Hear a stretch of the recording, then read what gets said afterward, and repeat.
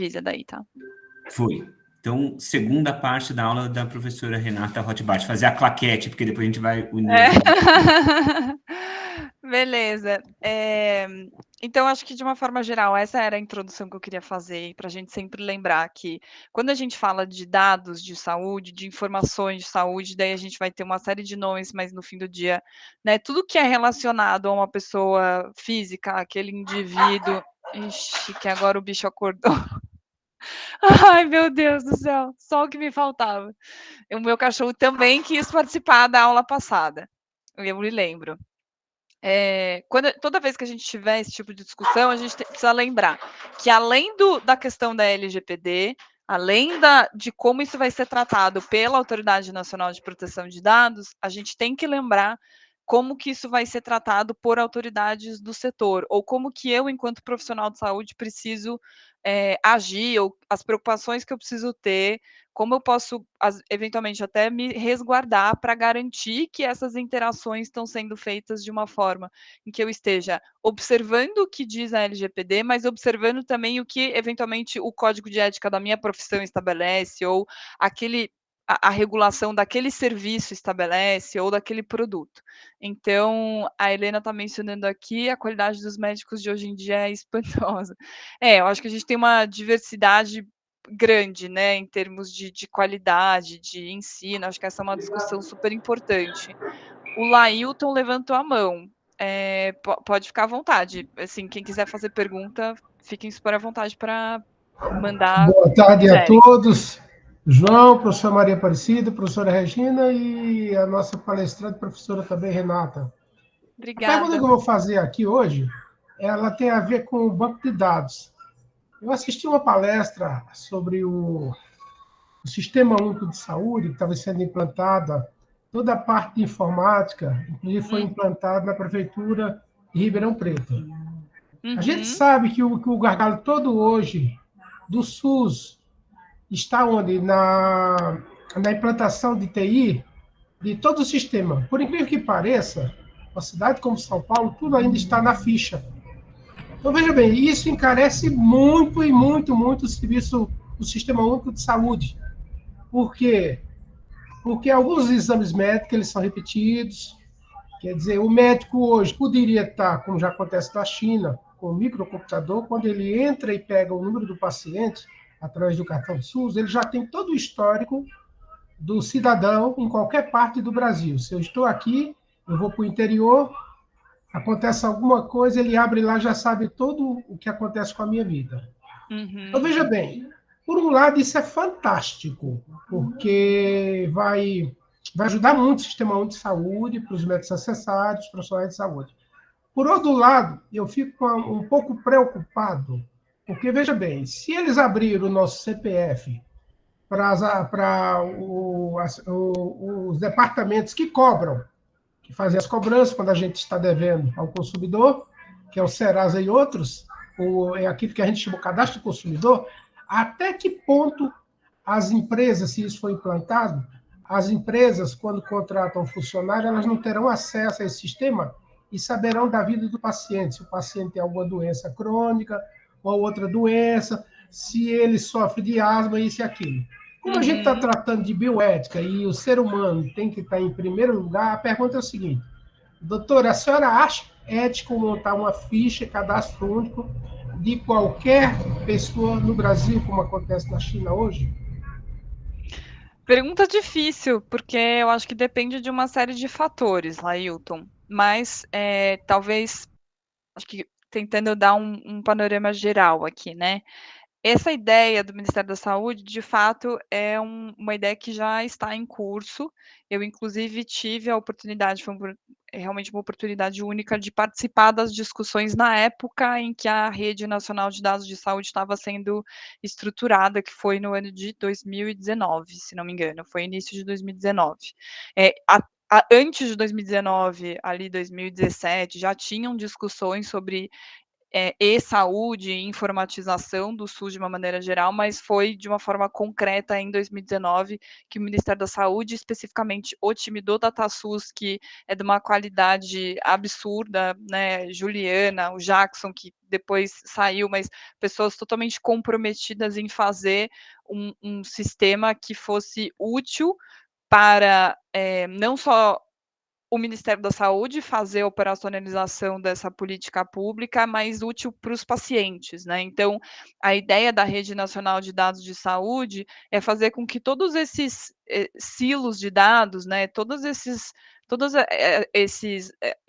como é que se diz? Servidores de dados que hoje em dia estão segmentados nos hospitais, nas entidades públicas e particulares, passem a se conversar, porque embora a gente tenha aí 2, 3 sistemas de saúde, o paciente é um só e ele transita entre todos esses sistemas. Então, a ideia do Ministério da Saúde com a Rede Nacional de Dados é criar um repositório único de dados de saúde que permita não só essa gestão eficiente dos recursos, né? Você ter um controle muito maior dos recursos que são disponibilizados em âmbito estadual quanto em âmbito municipal, você ter um filme e não uma foto daquele paciente, né? Permitir que qualquer pessoa que vá ter que entrar em contato com aquele paciente possa acessar aquele histórico, sob uma premissa, né, de que quanto mais informação você tiver sobre aquela pessoa, melhor condição você vai ter de tratá-lo, de recomendar qualquer tipo de ação, seja de prevenção, tratamento, diagnóstico, anticoncepção e assim por diante. Então, fornecer informações para a equipe de cuidado, para que esse paciente seja bem cuidado, e permitir que o cidadão, ou a paciente tenha acesso aos seus dados, que é uma das principais discussões hoje em dia, né? A Lei Geral de Proteção de Dados traz é significativa, ela é importante porque ela traz ali entre os seus princípios uma condição de que, se aquilo diz respeito a uma pessoa física, aquela pessoa é o titular dos dados, então, em tese, ela deveria poder decidir sobre como aquele dado pode ser tratado, ou ser devidamente informada sobre como aquele dado vai ser tratado, mas hoje em dia a verdade é que isso não acontece, porque a gente nem consegue acessar o nosso prontuário, né? Ou a gente consegue acessar em um estabelecimento, mas em outro não, então a gente não tem, né, acesso ao nosso próprio prontuário enquanto pessoa, enquanto cidadão, e a ideia da Rede Nacional de Dados é justamente fazer com que tudo isso, né, todos esses sistemas públicos e privados que hoje não se conversam, passem a ser interoperáveis e permitam essa troca de informações, mas não é uma troca indiscriminada, tá? Ela está sujeita à observância da Lei Geral de Proteção de Dados, da Declaração de Direitos e Deveres dos usuários do SUS, dos regulamentos éticos. Então, não é qualquer pessoa que vai poder acessar aquele prontuário, aquela informação a qualquer momento. Inclusive, até onde eu tive a oportunidade de acompanhar em termos de discussão de uma forma mais próxima com o pessoal do Ministério, essa era a grande preocupação, né? Vamos permitir que qualquer profissional de saúde possa acionar a informação de qualquer pessoa, a pessoa que está na recepção vai poder ter acesso ao prontuário, né? Eles começaram a pensar, e isso está acontecendo tanto no sistema público quanto no privado, pensar em quais são os mecanismos de governança desses dados, né? Porque um dos princípios da LGPD é justamente o da necessidade, que é você tratar aquele dado da forma menos invasiva possível, né? Para a finalidade que foi informada e da menor quantidade possível. Então, uma coisa que era super comum até então das empresas, né, de quererem ter quanto mais dado melhor, e depois a gente vê o que a gente vai fazer com esses dados, hoje, de acordo com a LGPD, não é uma conduta correta. Você precisa ter uma justificativa para ter aquele dado pessoal, e você precisa tratar aquele dado para aquela finalidade, dentro de condições que sejam as menos invasivas possíveis. Então, eu diria que, de uma forma geral, a gente sempre vai ter um trade-off. nessa digitalização. Não tem como a gente falar de saúde digital sem abrir mão de uma parte, de uma porção da nossa privacidade. A grande discussão é o quanto dessa privacidade, em quais circunstâncias, em quais condições isso vai ser possível, né? A Pamela está comentando aqui, o FDA, em resposta à Centuries Cures Act, passou a considerar dados de vida real e dados de real world evidence, evidências e dados de vida real. Esse é outro caso, né?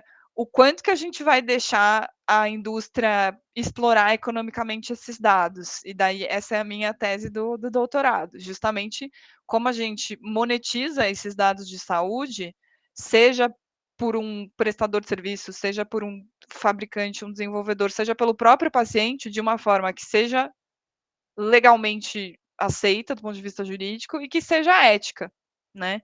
Porque às vezes o que é permitido não é necessariamente ético ou bioético aqui na nossa concepção. Então, de uma forma geral, eu entendo que pode ser super positivo, desde que não seja algo indiscriminado. Então, desde que eu tenha níveis de governança para garantir que aquele dado só vai ser tratado ou só vai ser acessado em condições pré-definidas.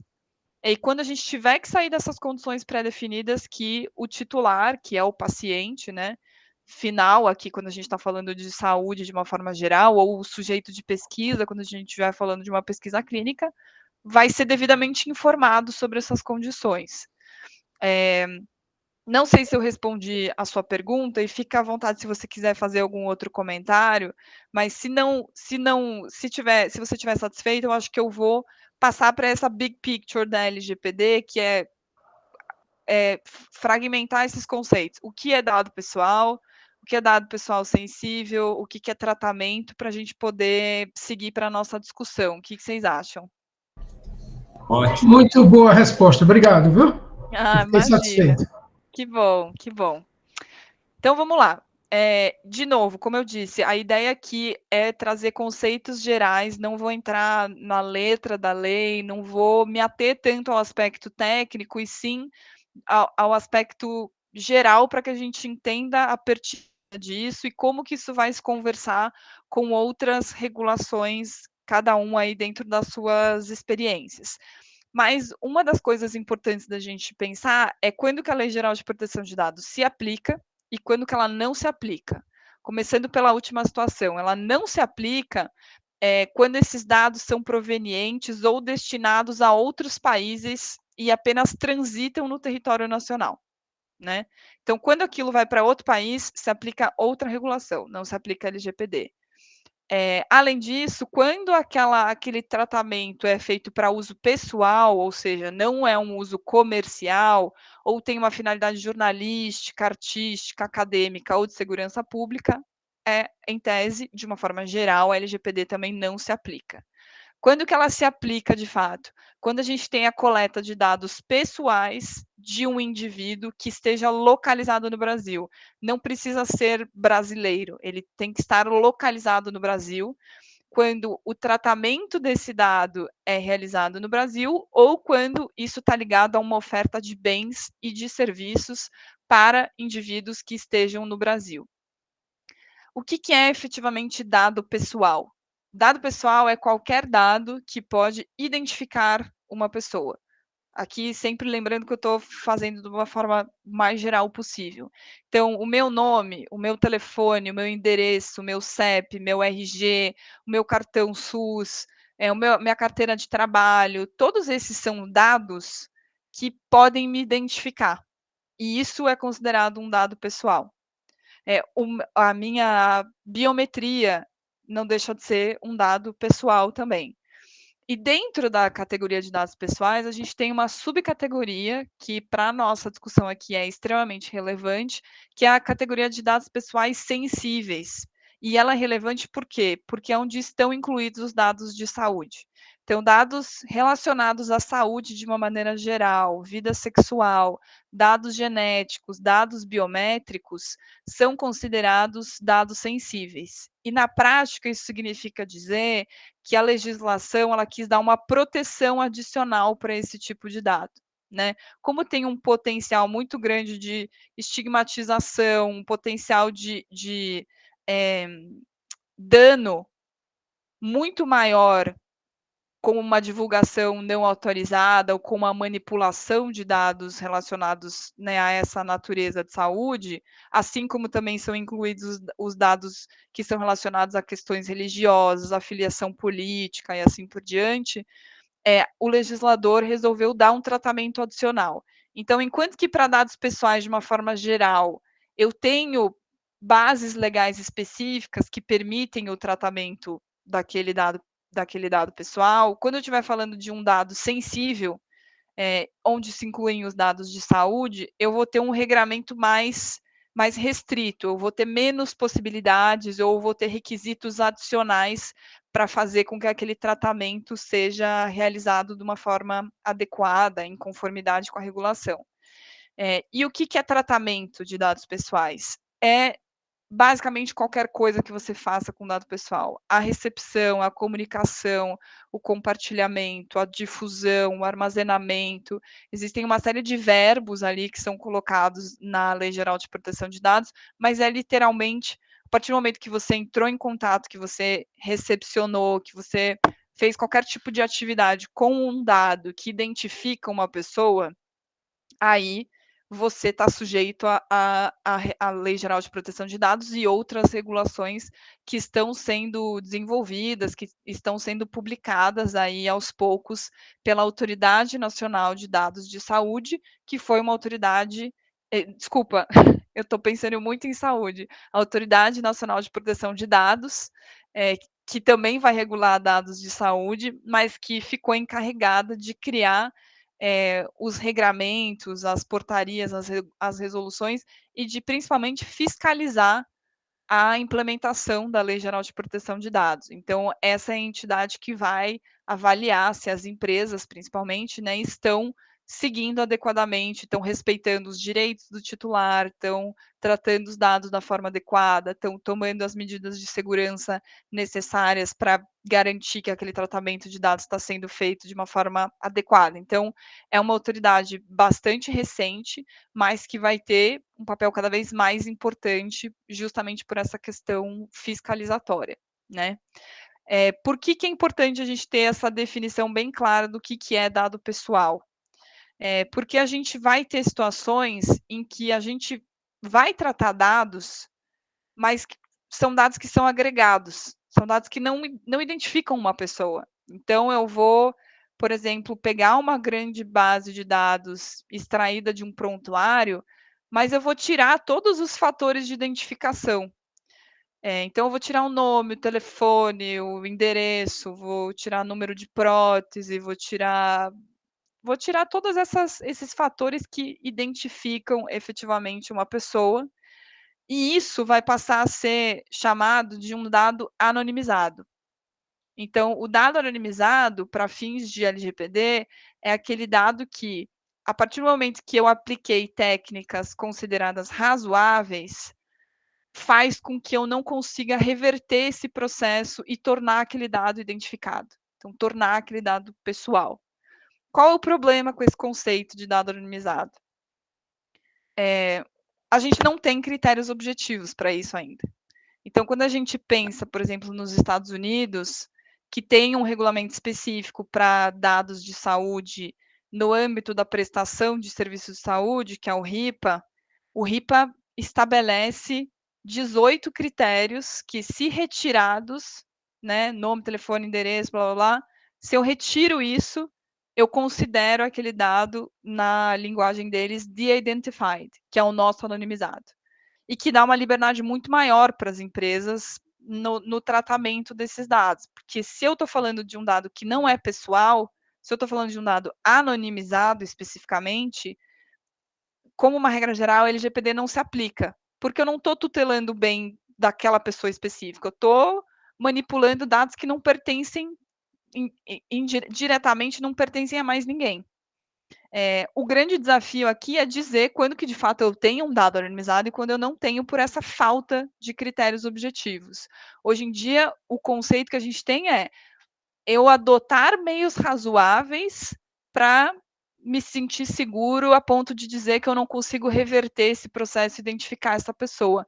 Mas o que são esses meios razoáveis e como tangibilizar isso é uma questão, especialmente em dados de saúde, na minha visão, que a NPD vai ter que enfrentar num futuro muito próximo, porque hoje a gente tem essa insegurança sobre o que de fato é considerado um dado pessoal e o que não é, quando a gente está falando de dados anonimizados.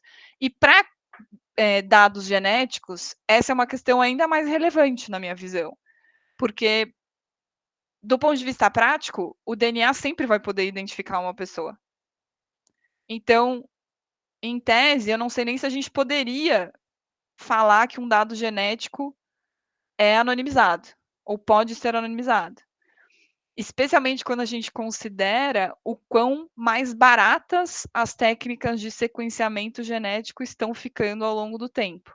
Então, quanto mais a gente democratiza essa tecnologia, maior é a chance desses dados passarem a ser utilizados com mais frequência e você começar a achar interligações que permitam identificar aquela pessoa. Então, eu, sinceramente, tenho dúvidas, isso não é algo pacificado, mas eu, sinceramente, tenho dúvidas se eu posso dizer que um dado genético é ou pode ser anonimizado. Então, como uma regra geral, eu diria que a LGPD se aplica de uma forma estrita a qualquer tipo de tratamento que a gente esteja fazendo com dados genéticos. Estou vendo que tem algumas mãozinhas levantadas, podem ficar à vontade. Só uma questão pontual, Renato, que você está falando dos dados anonimizados. Os dados que a gente diz pseudo-anonimizados é aqueles que justamente poderiam ser revertidos de volta, é isso? Uhum. Exatamente. O dado... Vai lá. Não, e aí quais as implicações? Quer dizer, então eles continuam sendo pessoais, né? Continuam sendo dados pessoais, continuam estando sujeitos à LGPD. E foi bem interessante porque esse conceito de dado pseudonimizado, ele aparece numa situação muito específica, que é quando eles estão falando de estudos de saúde pública.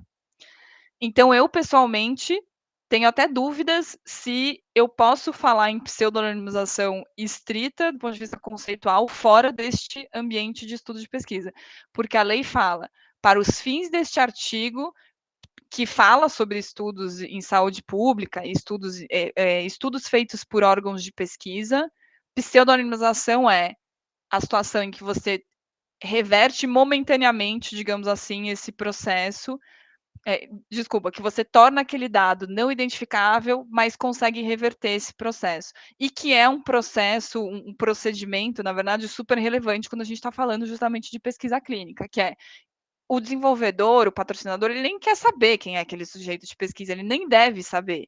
Mas ele tem que ter condições de identificar aquela pessoa futuramente para entrar em contato por diversas razões. Então, aí esse conceito se aplica, mas já vi pessoas, e daí da área de dados, proteção de dados de uma forma geral, falando em pseudonimização fora deste contexto também, mas tenho dúvida se não vai ser criada uma outra categoria ou se isso vai ser depurado futuramente pela NPD, porque textualmente ela fala que, para fins daquele artigo específico, a pseudonimização é basicamente esse instituto, né, em que você retira fatores de identificação de uma forma momentânea, porque você consegue efetivamente reverter esse processo.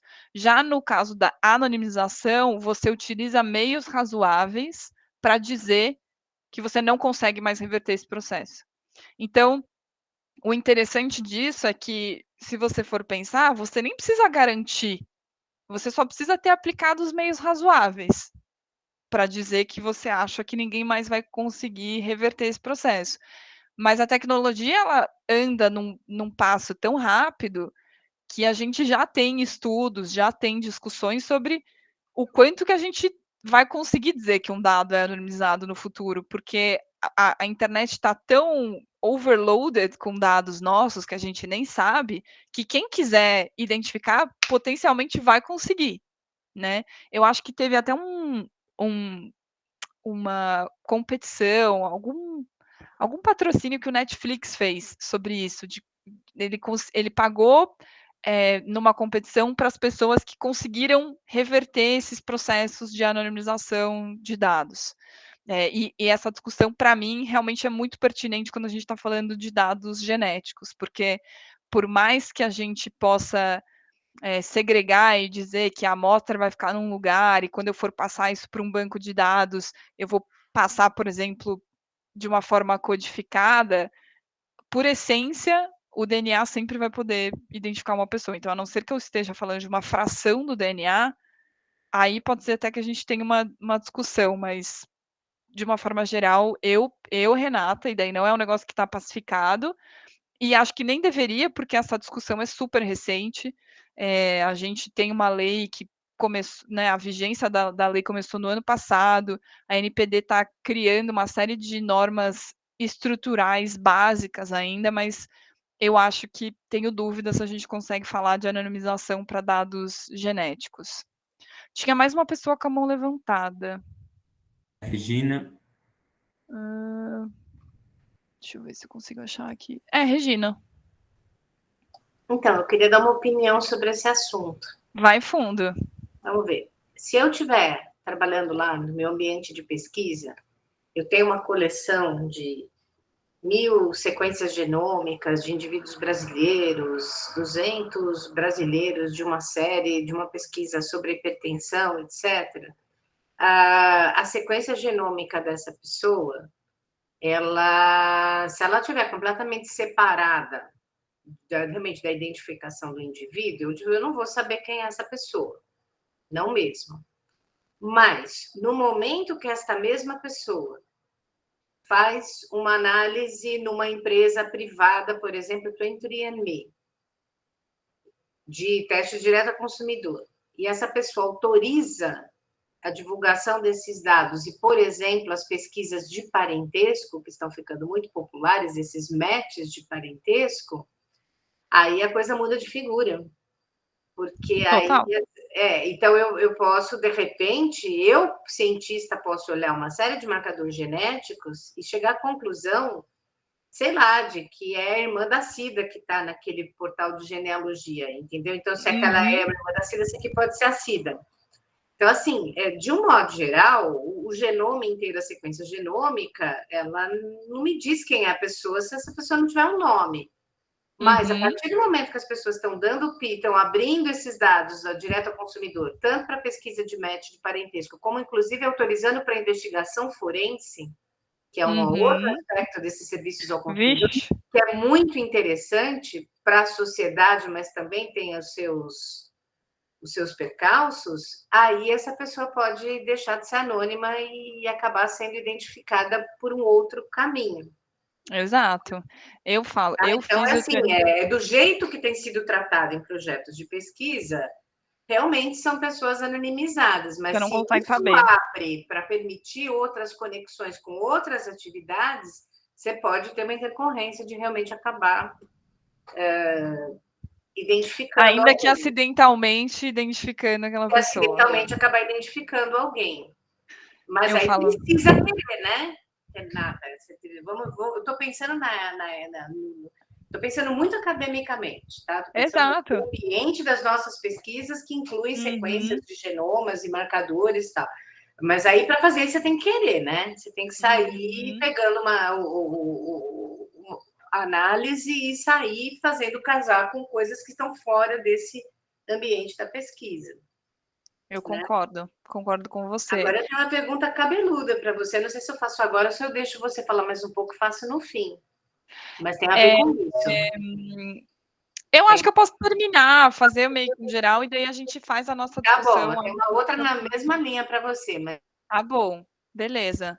Mas eu só para comentar que eu fiz o 23andMe, eu já aceitei que meu DNA já está lá na GSK, que comprou um stake, e seja o que Deus quiser. Espero que um dia me liguem falando que descobriram, sei lá, a cura para alguma coisa que eu preciso, mas eu fiz e frequentemente me pergunto se fiz a coisa certa. Mas eu fiz muito por curiosidade, assim, acho que esse tema até de direct to consumer também é super relevante, e aqui no Brasil a gente tem um tratamento, inclusive, que é diferente, né? A regulação da Anvisa, que fala, né, sobre produtos para a saúde, e inclusive sobre testes genéticos, ela não permite essa comercialização direta para o paciente, porque vê esse tema de uma forma mais conservadora. Acho que tem outros aspectos que precisam ser considerados em termos de aconselhamento genético, como que essa informação efetivamente pode ser dada para o paciente e tal. Então, é um tema bem interessante também que a gente pode falar mais para o finalzinho. Mas o que eu queria, assim, feito essa parte mais conceitual, o que é dado pessoal, né? Então, dado pessoal é o que vai identificar aquela pessoa, que tem o potencial de identificar aquela pessoa.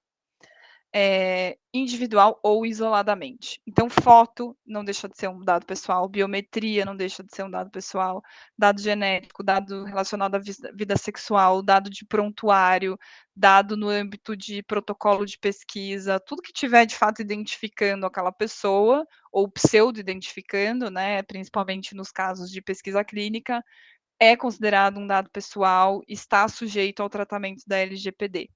E a LGPD traz uma série de princípios, por exemplo, aqui a gente já falou um pouco da finalidade, da necessidade, da não discriminação, então de você não poder usar aquele dado para fins discriminatórios contra uma pessoa. Então, acho que a gente pode até falar um pouquinho depois sobre isso no âmbito dessa pergunta que a Regina fez e a segunda que ela quer fazer. Mas o que é relevante do ponto de vista prático, na minha visão, quando a gente fala de LGPD? Qual foi a grande mudança? O que a LGPD trouxe na prática foi uma mudança de comportamento no seguinte sentido: ela falou, daqui para frente, para você tratar um dado pessoal, inclusive um dado de saúde, você tem que ter uma justificativa. Você não pode pegar esse dado pessoal e usar esse dado pessoal como você achar que faz sentido. Você tem que ter uma justificativa para tratar isso. E daí essa justificativa, ela é composta de algumas alternativas. Quando a gente está falando de dado pessoal de uma maneira geral, a gente tem um grupo de justificativas que é relativamente parecido, mas eu vou pular direto para os dados sensíveis, que é onde estão incluídos os dados de saúde. Quando eu estou falando de dados de saúde, eu tenho basicamente duas situações. A primeira situação é quando eu tenho o consentimento daquela pessoa, daquele titular. Então, se eu tenho o consentimento daquele titular para tratar aquele dado, eu estou em conformidade com a LGPD. Mas a LGPD trouxe situações em que você, eventualmente, não vai ter o consentimento daquele titular, daquele paciente, mas você vai poder tratar aquele dado mesmo assim, porque, de novo, você tem uma justificativa. Então, isso acontece para exercício regular de um determinado direito, para proteção da vida, para exercício de um direito no âmbito de processo administrativo, processo judicial, processo arbitral, no âmbito de um contrato entre pessoas privadas ou público e privado, no âmbito de pesquisas e estudos, e daí aqui a gente entra bastante, né, no ponto da Regina também de pesquisa. Você pode ter o cumprimento de uma obrigação legal ou de uma obrigação regulatória, como no caso que eu mencionei, da notificação compulsória de determinadas doenças. Você pode fazer isso sob uma justificativa de prevenção à fraude, e você pode fazer isso num contexto de tutela da saúde, que é basicamente qualquer tipo de tratamento de saúde que seja feito por um profissional de saúde, um estabelecimento de saúde ou uma autoridade de saúde, uma autoridade sanitária, como a Anvisa, uma vigilância sanitária local e assim por diante. Então, acho que o mais importante da gente sair aqui desse nosso papo é entender que, do ponto de vista de ética médica ou de ética em pesquisa, o consentimento, ele é a regra geral, ele é a premissa, e isso não mudou. Isso continua da mesma forma, você precisa do consentimento do sujeito de pesquisa para ele participar de uma pesquisa, ou daquele paciente para uma determinada intervenção no âmbito de uma ação de assistência. Agora, para fins de LGPD, para fins de proteção de dados, pode ser que você não precise do consentimento daquele titular, daquele paciente. Por quê? Porque você vai ter uma outra justificativa. E daí, quando a gente está falando de assistência, né, à saúde de uma forma geral, é comum que a justificativa a ser utilizada seja essa de tutela da saúde, né? Então, o processamento dessas informações no âmbito de um atendimento, no âmbito de uma intervenção, né, de uma internação e assim por diante. Então, acho que esse é a grande situação. Agora, pode ser que você tenha recepcionado aquele dado, que você trate aquele dado naquelas condições, naquela justificativa, mas você queira fazer outra coisa com esse dado depois. Pelo princípio da finalidade, eu tenho que tratar o dado para, né, de acordo com a justificativa que eu tenho.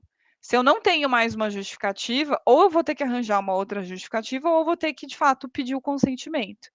Então, isso é muito importante. O fato de eu tratar aquele dado, por exemplo, no âmbito da tutela da saúde, pode ser que não seja sempre assim, pode ser que eu queira tratar num outro contexto para oferecer um produto, uma ação de publicidade, para querer oferecer um outro tipo de serviço, e para isso aquela justificativa original já não serve mais. Então, potencialmente, eu vou ter que ou pedir o consentimento ou encaixar isso numa outra, né, numa outra justificativa. Então, não é porque você tem ali uma justificativa inicial que aquilo sempre vai servir para você.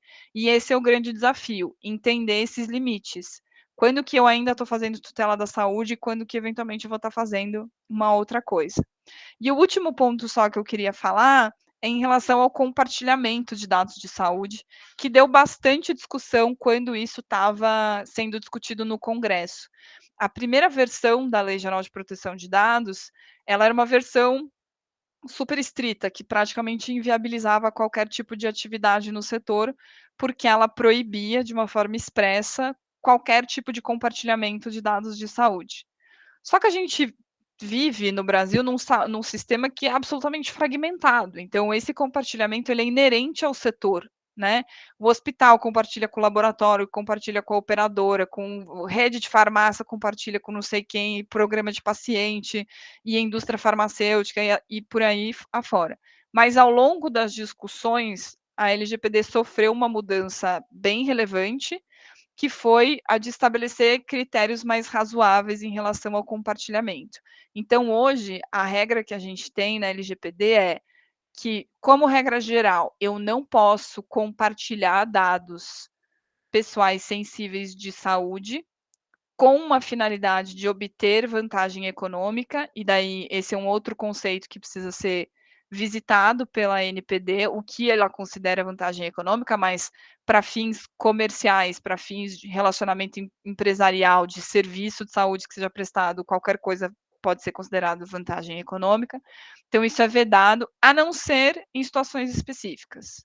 Então, para assistência à saúde, assistência farmacêutica, apoio ao diagnóstico, assistência à saúde de uma forma geral, serviço de saúde de uma forma geral, você pode fazer esse compartilhamento, sempre em benefício do paciente. Então, de novo, aqui a gente tem essa questão, né, da não discriminação.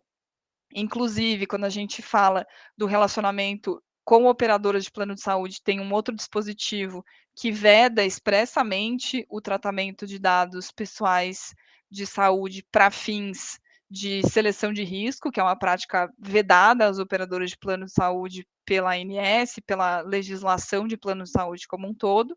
E você também tem ali duas outras opções em que o compartilhamento é permitido para fins de transação financeira e portabilidade desses dados, por exemplo, de um lugar para outro, de uma operadora para outra, mas com finalidades que são mais, digamos assim, administrativas. O importante é que a gente permitiu ali, de acordo com determinados limites, mas está previsto de uma forma muito clara essa possibilidade de compartilhamento quando você está fazendo algum tipo de assistência, seja ela no âmbito hospitalar, farmacêutico, apoio diagnóstico e assim por diante, mas traz esse desafio de ser sempre em benefício do paciente, e daí, de novo, a gente tem, né, uma open question: o que é o benefício do paciente, né? É um benefício direto, um benefício indireto, é um benefício financeiro, não é um benefício financeiro, é um benefício assistencial? São perguntas que a gente ainda precisa enfrentar e que, ao longo do tempo, acho que é totalmente natural a gente não ter essas respostas ainda, porque a gente mal tem regulação, a gente tem ali a Lei Geral de Proteção de Dados, mas muita coisa ainda vem pela frente em termos de regulamentação adicional, seja pela NPD, seja por outras autoridades que eu mencionei aqui, que regulam o setor de saúde, e a gente tem, no fim do dia, o judiciário, porque às vezes a gente vê o caso da ANS, a ANS fala uma coisa, o judiciário muitas vezes fala outra, aí o judiciário concorda com a ANS, vem o legislativo e muda o negócio de novo, e daí assim a gente segue. Então a gente vai ter inevitavelmente uma interpretação do judiciário a respeito do que é um consentimento livre, esclarecido e expresso. A gente vai ter uma interpretação sobre o que é esse benefício do paciente, o que é vantagem econômica, a questão da pseudonimização, potencialmente. Então, muitas perguntas ainda a serem respondidas, e é uma reflexão natural que a gente vai ter que fazer, né? Eu acho que, de uma forma geral, para o setor de saúde, o que é sempre importante a gente lembrar é que o sigilo e a confidencialidade, eles continuam sendo premissas, embora isso possa ser flexibilizado, e segundo, ter sempre como norte o benefício do paciente. Mas é um conceito muito amplo, né? E eventualmente a gente vai ter que contar com fatores objetivos, como a gente estava falando no caso da anonimização. E daí, só para fechar, para a gente abrir para nossas perguntas, eu nem quero dizer que esse padrão do RIP é o mais certo, tá? Porque eu gosto muito do fato dele ter padrões objetivos, então se eu tiro esses 18 aqui, eu posso dizer que isso é considerado de-identified, que é o nosso anonimizado, mas a gente já tem nos Estados Unidos uma discussão sobre se esses fatores são suficientes. E daí a gente tem ainda uma discussão que não terminou, super importante, que é referente a uma parceria que a University of Chicago fez com o Google, e que tem uma série de outras questões éticas envolvidas, mas um dos pontos na visão, né, da parceria, eles estavam cumprindo o RIPA, porque eles tiraram todos esses fatores de identificação que estão expressos na regulação, mas, mesmo assim, na visão de algumas pessoas, esses dados continuavam sendo identificáveis, porque do outro lado estava o Google. E o Google tinha acesso a uma série de informações nossas que poderia tornar determinadas pessoas desse estudo, dessa parceria, identificável. Então, não sei se é a melhor alternativa. De novo, está todo mundo discutindo isso. O RIPA, até por ser uma regulação mais antiga, ele está relativamente distante do que a gente tem em termos de LGPD e de GDPR, que é a regulação europeia, na qual a gente se inspirou para fazer a Lei Geral de Proteção de Dados, é tudo muito parecido, mas o RIPA, por exemplo, ele pode assumir o consentimento. E aqui, de maneira nenhuma, a gente tem o consentimento assumido. A gente só trabalha com... Se eu for pedir o consentimento, eu tenho que pedir de uma maneira livre, expressa, explícita, e daí a gente também tem algumas indefinições sobre como que isso vai ser tratado no futuro. Mas, de uma forma geral, acho que esses são os principais pontos. É claro que tem várias outras questões que a LGPD traz, em termos de obrigação, de segurança da informação, de direitos desses usuários, mas como a gente não tem tanto tempo aqui, eu quis trazer esse big picture mais geral, e que eu acho que são questões que invariavelmente vocês no dia a dia, tanto acadêmico quanto profissional, podem acabar se deparando e vão ter uma carga para participar dessas discussões. Então, acho que esse é a primeira parte da exposição, e podemos pular aí para as perguntas. Tem uma pergunta longa, Renata, da Romina no chat. Romina, é você, Romina? A gente já se conhece, né? Eu acho que sim. Sim. Ah, quanto tempo! Nossa, passa tão rápido que eu acho que a gente falou em 2020. Uma pergunta um pouco dentro e fora do contexto, sobre dados pessoais de saúde no contexto de inovação. Um dos métodos mais utilizados em inovação no geral para descobrir um cliente em potencial através do processo de entrevistas diretas com essas pessoas, para entender quais problemas elas passam dentro de um determinado contexto. Na saúde, durante esses processos de descobrimento do usuário, entrevistas para o descobrimento do problema que um potencial usuário cliente, que geralmente é paciente ou possui um contexto de saúde, de uma nova proposta de solução, hardware ou software, para ser desenvolvido e inserido no mercado. Haveria um problema quanto aos dados dessas pessoas? Precisaria de um comitê de ética com consentimento já suficiente? Os dados não são mantidos, mas são utilizados com fins de criação de um serviço ou produto comercializado. Então, aqui a gente... Vou tentar dar um panorama geral também, tá? A gente sempre tem que lembrar que uma coisa vai ser a questão ética, e isso não mudou. Então, se eu quiser fazer uma pesquisa clínica, né, e daí o conceito de pesquisa clínica é super amplo pela 466, é basicamente qualquer pesquisa que você faça com seres humanos, com material humano e assim por diante. Se você estiver falando de uma pesquisa clínica, aí sim, você precisa de um protocolo de pesquisa, uma aprovação ética, o consentimento para fins de pesquisa clínica e assim por diante. Já para fins de tratamento de dados pessoais, o fato de você recepcionar esses dados e utilizar esses dados, se eles identificam uma pessoa, você está sujeito ao LGPD. Então, mesmo que você esteja fazendo isso no âmbito de um produto ou de um serviço que ainda está sendo desenvolvido, que ainda vai ser oferecido, pelo fato de você estar tratando dados pessoais, recepcionando esses dados pessoais, você, da mesma maneira, também estará sujeito a LGPD, e daí você vai ter que pensar como que você vai justificar.